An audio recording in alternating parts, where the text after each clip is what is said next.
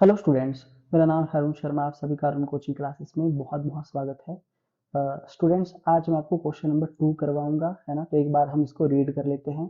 तो यहाँ पे बोला गया है कि आंसर द फॉलोइंग रीजन। तो आपको जो है आंसर देने हैं, है ना, विद द रीजन। ठीक है, ये जितनी भी स्टेटमेंट्स लिखी गई हैं रीजन बताना है साथ में। और यहाँ पे क्या बोला गया, देखिए फर्स्ट ट्रांजेक्शन कि मेल पार्टनर अटेंड कर रहा है बिजनेस को and female partner remain at home. और जो फीमेल पार्टनर है वो घर पर रहती है। ठीक है, तो मेल पार्टनर को सैलरी मिलनी चाहिए कि नहीं, यहाँ पे ऐसा लिखा है कि उसको सैलरी के लिए एंटाइल्ड वो होगा या नहीं।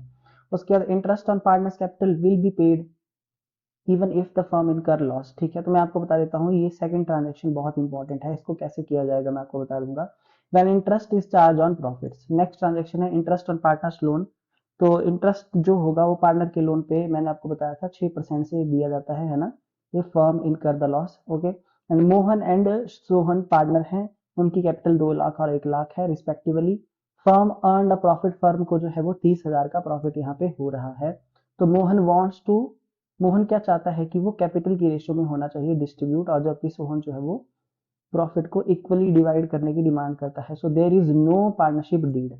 सो स्टूडेंट देखिए, ये जो सारी ट्रांजेक्शन है वो जो है वो अलग अलग ट्रांजेक्शन है।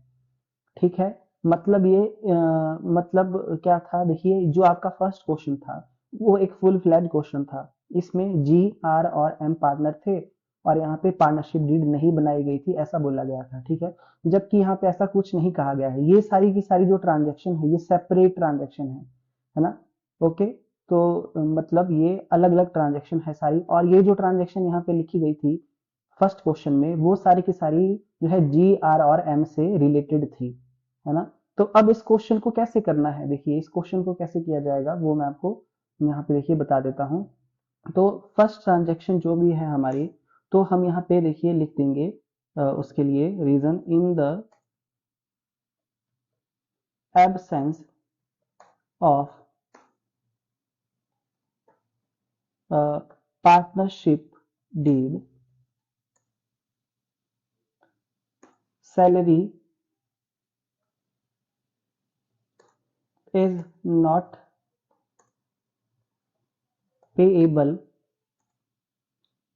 to the partners. Salary is not payable to the partners. So male partner male partner male partner uh, will not get the salary. So male partner को जो है वो सैलरी नहीं दी जाएगी। आई होप आपको जो है वो ये फर्स्ट ट्रांजेक्शन समझ में आ गई होगी, है ना। तो इस क्वेश्चन को जो है यहाँ पे इस तरीके से शुरू किया जाएगा। इस केस में आप in the absence of partnership deed direct नहीं लिखेंगे, है ना, क्योंकि सारी ट्रांजेक्शन जो है वो अलग अलग है, सेपरेट है। और ऊपर वाले क्वेश्चन में सारी ट्रांजेक्शन जो है वो जीआरएम से रिलेटेड थी। आई होप आपको ये बात समझ में आ गई होगी। ठीक है, और स्टूडेंट देखिए अब दूसरी ट्रांजेक्शन है कि interest on capital will be paid, है ना, इवन इफ द फर्म इनकर loss when interest is a charge on profit. देखिए तो इस केस में क्या होता है, देखिए अगर फर्म क्या मान लेती है कि जो इंटरेस्ट ऑन कैपिटल को चार्ज ऑन प्रॉफिट मानती है, किसको, इंटरेस्ट ऑन कैपिटल को, है ना। तो इसके केसेस होते हैं इंटरेस्ट ऑन कैपिटल के, वो मैं आपको आगे बताऊंगा। बट यहाँ पे आपको बता देता हूँ कि इन केस अगर फर्म जो है इंटरेस्ट ऑन कैपिटल को चार्ज ऑन प्रॉफिट मान लेती है, चार्ज अगेंस्ट प्रॉफिट मान लेती है, तो जो इंटरेस्ट ऑन कैपिटल होता है वो फर्म को पे करना पड़ता है, इवन उसको लॉस हो रहा हो तब भी। ठीक है, उसको पे वो करना पड़ेगा। ओके, सो स्टूडेंट यहाँ पे अब हम कैसे किस टाइप से लिखेंगे इसको, तो मैं आपको बता देता हूँ। देखिए तो हम लिखेंगे when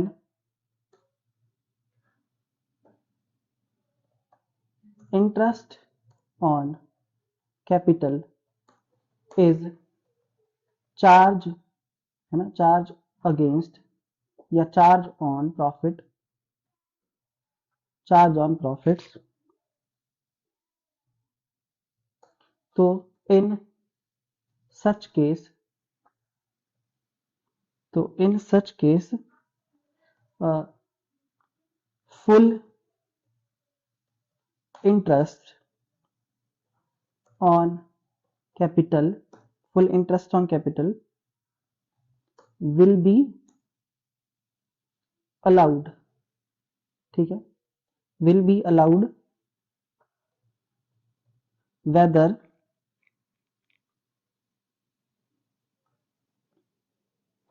whether there is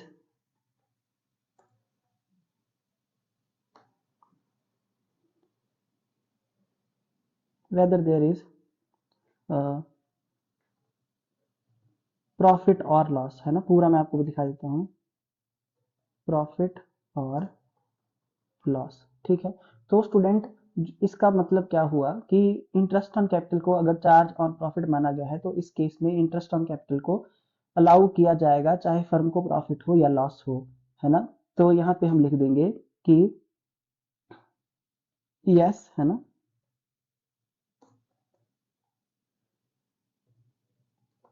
interest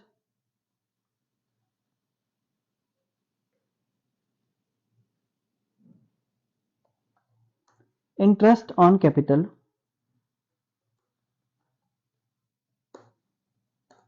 is paid, है ना, या विल बी पेड लिख सकते हैं हम, इंटरेस्ट ऑन कैपिटल जो है वो विल बी पेड, है ना, विल बी पेड। ओके, तो आई होप आपको ये वाली ट्रांजैक्शन भी समझ आ गई होगी।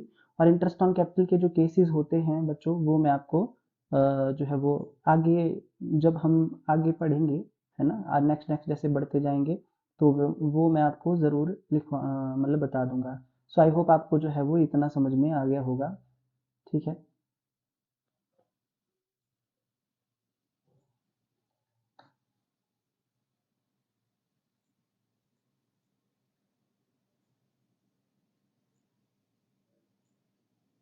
ओके जी, ठीक है। अब इसके बाद जो हमारी थर्ड देखिए ट्रांजैक्शन है, थर्ड ट्रांजैक्शन,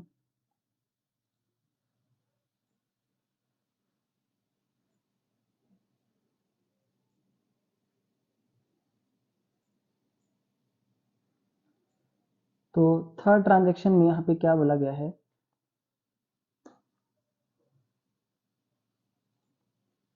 कि interest on partners loan shall be paid even if firm इनकर loss.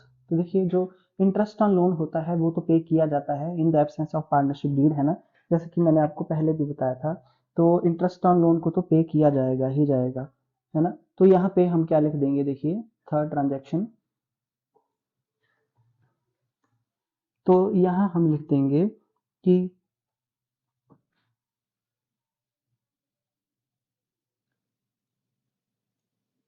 Interest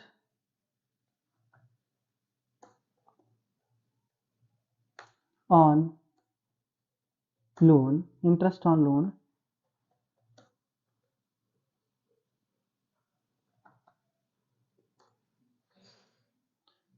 to the firm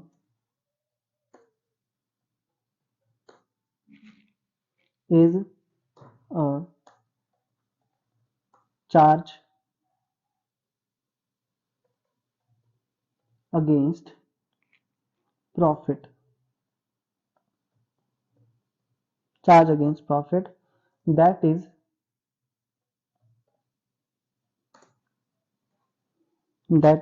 debited to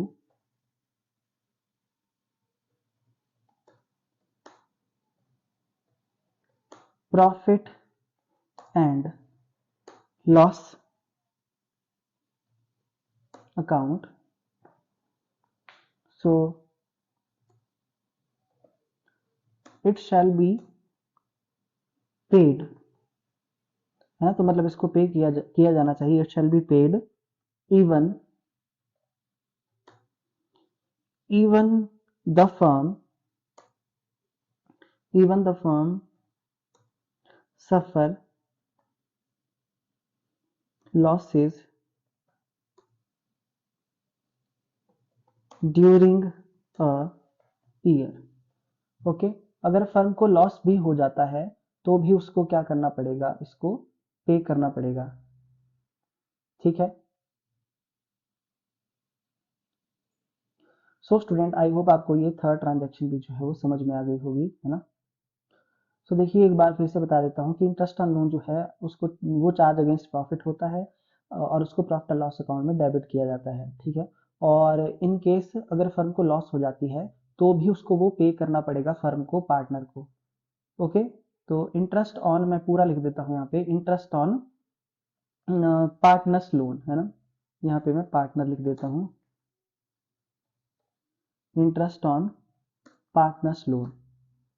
उसके बाद फोर्थ ट्रांजैक्शन यहाँ पे देखिए, फोर्थ ट्रांजैक्शन लास्ट ट्रांजैक्शन है कि मोहन और सोहन दो पार्टनर्स हैं यहाँ पे, है ना। और उसकी कैपिटल 2 लाख और 1 लाख है respectively. Firm earned a profit, firm को 30,000 का प्रॉफिट होता है। तो मोहन क्या चाहता है कि कैपिटल की रेशो में होना चाहिए डिवाइड, है ना। और सोहन चाहता है कि वो इक्वल रेशो में होना चाहिए। और there is no partnership deed, तो यहाँ पे कोई पार्टनरशिप डीड नहीं बनाई गई है यहाँ पे इस ट्रांजेक्शन में, ये बोला गया है। तो स्टूडेंट मैंने आपको बताया था कि अगर पार्टनरशिप डीड नहीं बनाई गई होती तो जो प्रॉफिट होता है वो इक्वली डिवाइड होता है ना। तो यहाँ पे जो मोहन है वो करेक्ट नहीं है ना। और जो आपका पार्टनर है सोहन, वो राइट है अपने क्लेम के लिए, तो उसके राइट उसको हम एक्सेप्ट करेंगे। ओके, तो इसको किस तरीके से लिखा जाएगा ये मैं आपको बता देता हूँ। सो हम लिख देंगे in the absence of partnership deed partners will share profits in equal ratio, है ना। तो यहाँ पे लिख देंगे फोर्थ पॉइंट कि इन the absence of partnership deed, in the absence of partnership deed, partners will share profits in equal ratio. So Sohan is right for his claim, है ना। तो सोहन जो है वो राइट है अपने क्लेम के लिए कि इक्वल रेशो में होना चाहिए डिवाइड, है ना। तो ऐसा आपको यहाँ पे लिखना पड़ेगा। और फिर से बता देता हूँ कि ये चारों ट्रांजेक्शन जो है सेपरेट थी, जबकि ये फर्स्ट क्वेश्चन में ये चारों ट्रांजेक्शन जो है जीआरएम से रिलेटेड है ना। तो स्टूडेंट इस टाइप का क्वेश्चन भी आपको आ सकता है। जो आज के लिए इतना ही, है ना। तो आप वीडियो को जो है वो एक बार दो बार जितनी बार आपको ठीक लगता है वो देख सकते हैं, है ना, यहाँ पे। ओके, और इसको नोट डाउन कर लीजिए अपनी कॉपी पे। Thank you so much.